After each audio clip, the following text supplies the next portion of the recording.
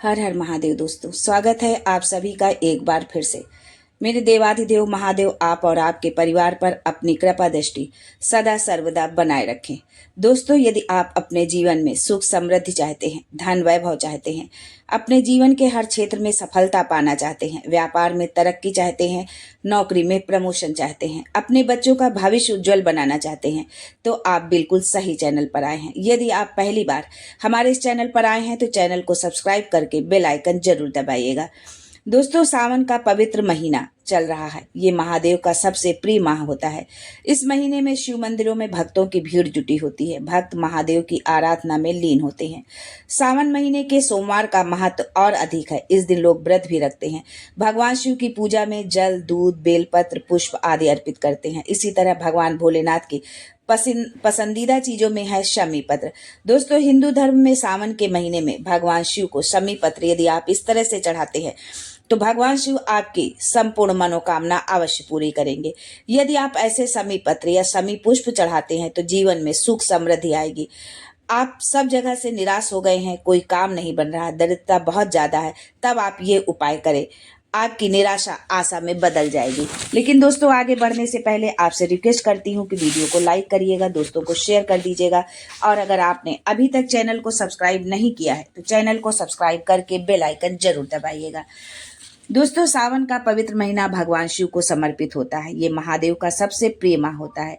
इस महीने में महादेव अपने परिवार सहित पृथ्वी पर निवास करते हैं और भक्तों की मनोकामना पूर्ण करते हैं। दोस्तों, हिंदू धर्म में मान्यता है कि सावन महीने में भगवान शिव को शमी पत्र यदि आप इस तरह से चढ़ाते हैं तो ये बेहद फलदायी होता है।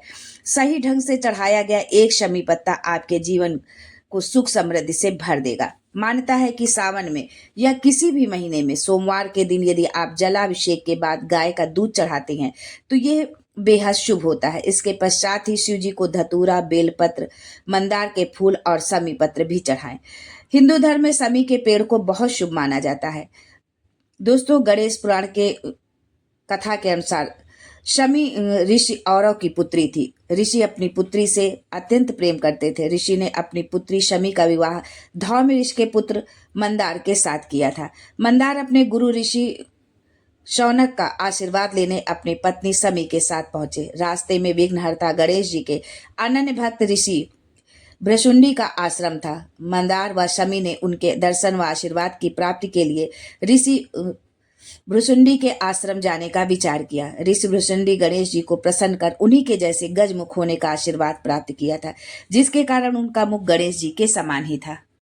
मंदार को ऋषि के गजमुख होने का ज्ञान नहीं था। जब मंदार व शमी ऋषि भृशुंडी के आश्रम पहुंचे तो उन्हें उनके गजमुख को देखकर हंसी आ गई और वे ऋषि का उपहास करने लगे। तब ऋषि भृशुंडी ने उन्हें श्राप दे दिया कि तुम दोनों वृक्ष बन जाओ और ऐसे वृक्ष बनो जिसे कोई पशु पक्षी भी न खाए और न ही उसके पास आए। बहुत दिनों तक मंदार शौनक ऋषि के आश्रम नहीं पहुंचे तो शौनक ऋषि उनकी खोज करते हुए ऋषि भृशुंडी के आश्रम में पहुंचे, जहां उन्हें इस घटना के बारे में पता चला। तब शौनक ऋषि ने मंदार व शमी को शाप मुक्त करने का अनुरोध किया।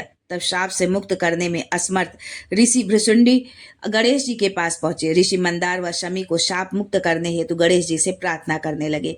तब अपने भक्त को शाप की लाज रखने का शमी मंदार के उद्धार के लिए विघ्नहर्ता ने उन्हें वरदान दिया कि ये दोनों वृक्ष तीनों लोकों में पूजनीय होंगे। भगवान शिव की पूजा इन दोनों वृक्षों के बिना अपूर्ण होगी।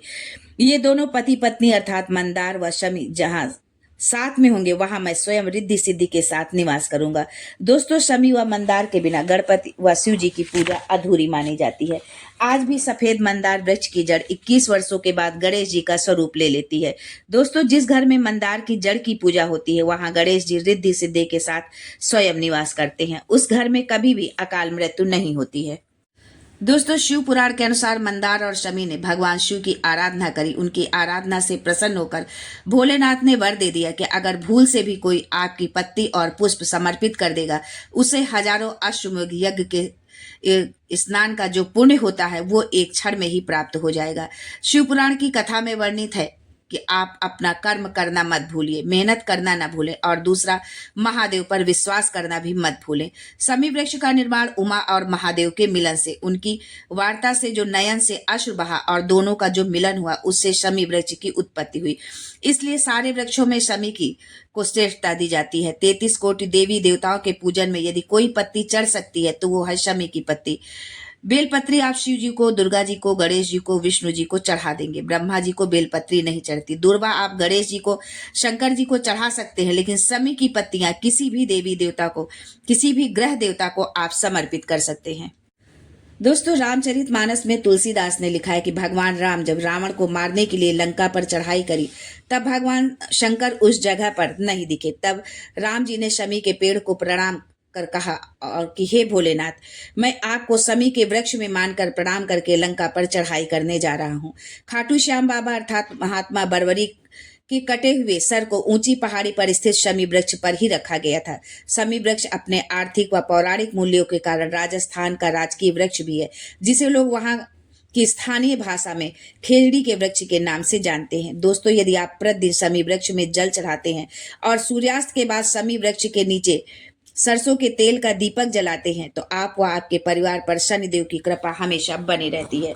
दोस्तों, त्रेता युग में भी शमी वृक्ष का एक प्रसंग है। वर्तंतु ऋषि का शिष्य कौत्स विद्या अध्ययन के पश्चात अपने घर जाने की इच्छा प्रकट की। गुरु ने शिष्य से गुरु दक्षिणा में 14 कोटि स्वर्ण मुद्राएं मांगी। शिष्य ने कहा, मैं गरीब ब्राह्मण का पुत्र हूँ, 14 कोटि स्वर्ण मुद्राएं कहाँ से लाऊंगा। लेकिन गुरु दक्षिणा दिए बिना ज्ञान अधूरा था और वो आश्रम से भी नहीं जा सकता था। ऐसी स्थिति में कौत्स अयोध्या के राजा रघु के पास गए और उनसे ये राशि मांगी। राजा रघु ने उसी समय एक बड़ा यज्ञ किया था, जिसमें अपार धन दान करने के कारण उनका खजाना पूरा खाली हो गया था। उन्होंने उस ब्राह्मण से कुछ समय मांगा और धन प्राप्त करने के लिए आश्विन शुक्ल दशमी की तिथि और उस शमी के वृक्ष को प्रणाम करके लंका पर चढ़ाई कर दी। विजय प्राप्त करने के पश्चात अयोध्या वापस लौटे कि मैं अयोध्या के वासियों को क्या दूं। तब माता कौशल्या, कैकेयी, सुमित्रा ने स्वर्ण बांटा। ऋषियों ने, मुनियों ने, तपस्वियों ने कहा कि मुझे स्वर्ण नहीं चाहिए, लेकिन मुझे स्वर्ण की कीमत के बराबर कोई ऐसी वस्तु दी जाए जो स्वर्ण से भी बहुमूल्य हो। तब भगवान राम ने एक शमी का पत्ता ऋषियों को, साधुओं को दिया और कहा, ये मेरे शंकर का स्वरूप है। आज भी विजयदशमी के दिन शमी का पत्ता दिया जाता है। क्यों देते हैं? क्योंकि भगवान राम ने हजारों स्वर्ण मुद्राओं के बराबर एक शमी के पत्ते की मूलतः कही है। ये शमी का पत्ता वैभव प्रदान करने वाला, आनंद सुख देने वाला है। शमी से जुड़ी एक मान्यता ये भी है कि जब पांडवों को वानप्रस्थ दिया गया, तब पांडवों ने भगवान कृष्ण से पूछा कि हम अपने अस्त्र शस्त्र को कहाँ रखें। तब भगवान ने शमी का पेड़ बताया और पांडवों ने अपने अस्त्र शस्त्र शमी के पेड़ के नीचे गाड़ दिए। जब वानप्रस्थ पूरा करके पांडव वापस आए, तब शमी के पेड़ के नीचे खोदा गया और खोदने के बाद अस्त्र शस्त्र निकाले गए। निकालने के बाद भगवान कृष्ण ने पुनः अस्त्र शस्त्र पांडवों को दिए। पांडवों ने अस्त्र शस्त्र का पूजन शमी के वृक्ष के नीचे किया तो भगवान कृष्ण ने कहा कि आज आपने पूजन किया है, विजयदशमी के दिन लोग अपने घरों में शस्त्र का पूजन करेंगे, शमी की पत्ती का स्मरण करेंगे तो उनके घर में कभी भी संपदा की कमी नहीं होगी। दोस्तों, ये तो थी शमी की पत्ती से संबंधित कुछ जानकारी। अब आगे हम जानते हैं कि शमी की पत्ती को कब, कहां और कैसे चढ़ाना चाहिए और उससे क्या फल मिलता है।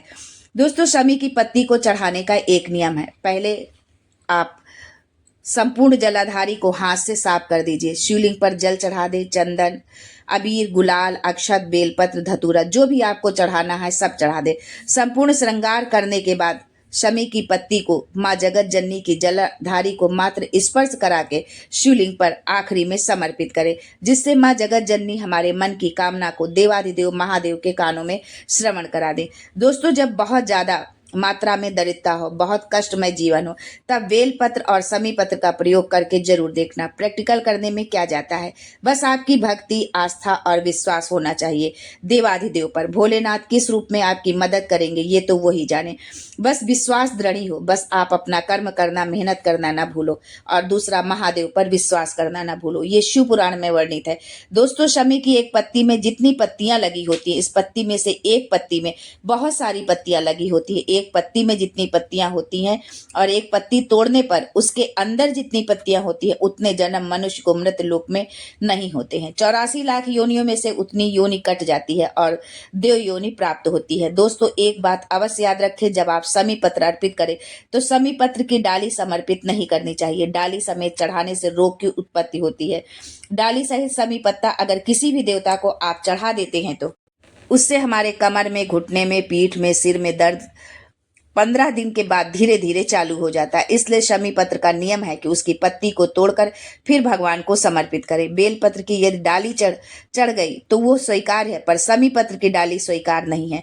इस बात का आप विशेष ध्यान रखें। दोस्तों आज के लिए बस इतना ही। फिर मिलते हैं कुछ नया, कुछ अलग, कुछ अद्भुत लेकर। तब तक के लिए हर हर Mahadev and thanks for watching my video.